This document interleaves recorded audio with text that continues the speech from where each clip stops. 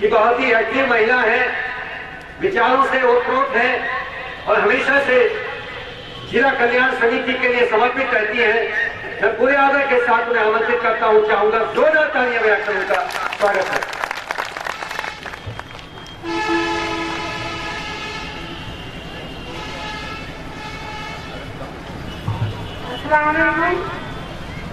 मैं अपनी समिति के अध्यक्ष मोहतरम रजनीश भैया का बहुत स्वागत करती हूँ यहाँ पर और अपनी समिति के सभी पदाधिकारियों का स्वागत करते हुए जितने भी यहाँ पर मेरी बहनें बैठी हैं, मेरी बेटियाँ बैठी हैं और जितने भी जेंट्स यहाँ पर बैठे हैं, मैं सभी का इस्तकबाल कर रही हूँ और बहुत शुक्रिया अदा करती हूँ कि आप लोग हमारे साथ हैं। बहुत सारी बातें सुबह से यहाँ हो रही हैं, लेकिन मैं एक खास बात आपसे कहूँगी, वो है महिलाओं से संबंधित बहुत सारे कानून हमारे यहाँ बनाए जाते हैं। बाहर से देखने में हमें लगता है हमारी सारी बेटियां, सारी बहनें बहुत महफूज हैं, उन्हें कभी कोई खतरा नहीं हो सकता क्योंकि हमारे कानून उनके लिए बड़े सख्त बनाए गए हैं। उनकी हिफाजत करने के लिए हमारी सरकार हमेशा नए नए कानून बनाती है। पर क्या ऐसा है, क्या जितने भी मर्द लोग यहाँ बैठे हैं, मैं उन्हीं से पूछूंगी कि उनके घर की सारी बेटियां और बहनें क्या वो महसूस करती हैं? आज के माहौल में बेटियों का बाहर निकलना जो एक जरूरी काम बन गया है, वो शिक्षा के लिए भी बाहर निकलेंगी, वो नौकरी के लिए भी बाहर निकलेंगी, उनके कानों का रिश्ता गगन बोझ पड़ा हुआ है। बहुत सारी महिलाएं इस टेंशन में है इस टाइम कि वो किस तरह बाहर निकले, किस टाइम उनके दायरे बनाने के लिए कि उनको शाम के वक्त बाहर नहीं निकलना चाहिए, उनको सुबह के वक्त बाहर नहीं निकलना चाहिए, उनको किसी को साथ लेकर चलना चाहिए, अकेले नहीं निकलना चाहिए। क्या वो इंसान नहीं है? क्या हम उनको सिर्फ एक इंसान नहीं बना सकते हैं? क्या उनकी कोई भी परेशानी में हम उनका साथ नहीं दे सकते हैं? उनकी परेशानी का सिर्फ फायदा ही उठाएंगे हम?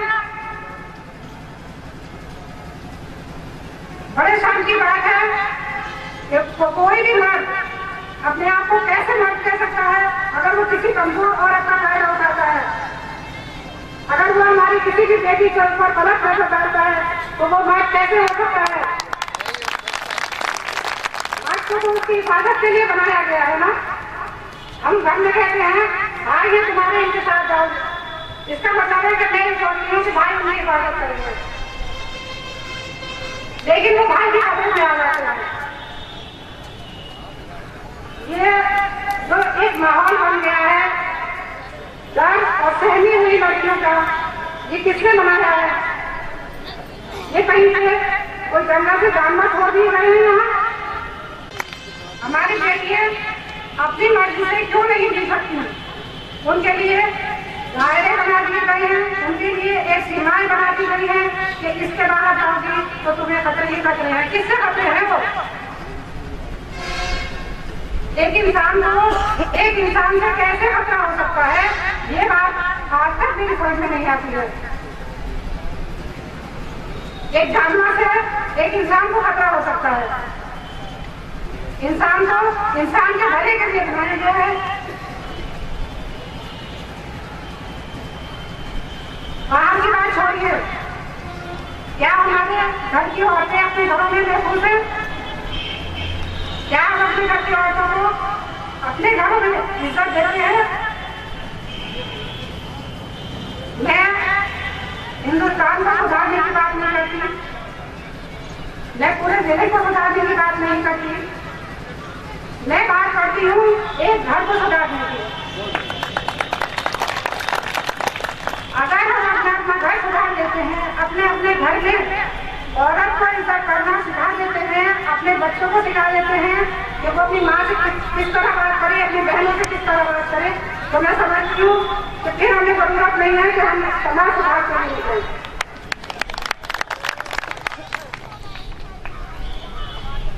ये जो मर्दों की बात है कि वो औरतों की इज्जत करें, लेकिन बड़े अफसोस की बात, बड़े अफसोस का मुकाबला ये भी है कि औरत ही औरत की इज्जत नहीं करती। जब औरत से औरत को तकलीफ पहुंचती है, तकलीफ जब ज्यादा होती है, वो किसी भी रूप में हो। घर में बेटी और बहू, क्या हम उनको समान दर्जा देते हैं? क्या हम उनको समान मोहब्बत प्यार इज्जत देते हैं? नहीं मिलता। बेटी और बहू में हमेशा फर्क किया जाता है। फिर हम कैसे सोचते हैं हमारी बेटी दूसरी जगह जाकर इज्जत पाएगी? हमें भी अपनी बेटियों को ससुराल भेजना है। क्या उनको इज्जत की जिंदगी मिलेगी वहाँ? वो भी तो बहू बन जाएगी। हमारे समाज में कानून बनाए हैं लोगों ने, लेकिन उनको आगे बढ़ाने में औरतों का बहुत बड़ा हाथ है। उन फैसलों को, उन विवादों को औरतें आगे बढ़ाती हैं। जब वो सास की कुर्सी पर बैठती हैं तो भूल जाती हैं कि वो भी बहू थी।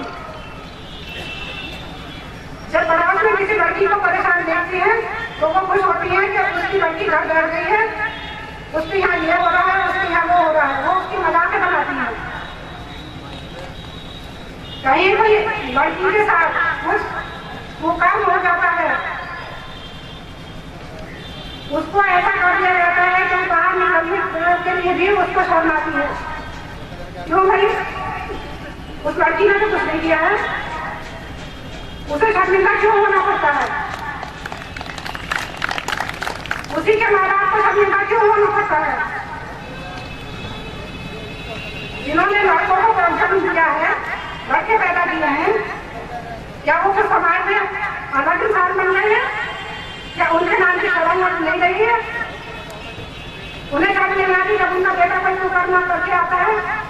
मैं लड़कों से खास तौर पर ही कहती हूँ कि इज्जत आप लोगों के माँ बाप की बात में है, पहले आपकी अपनी खुद की भी बहुत इज्जत है।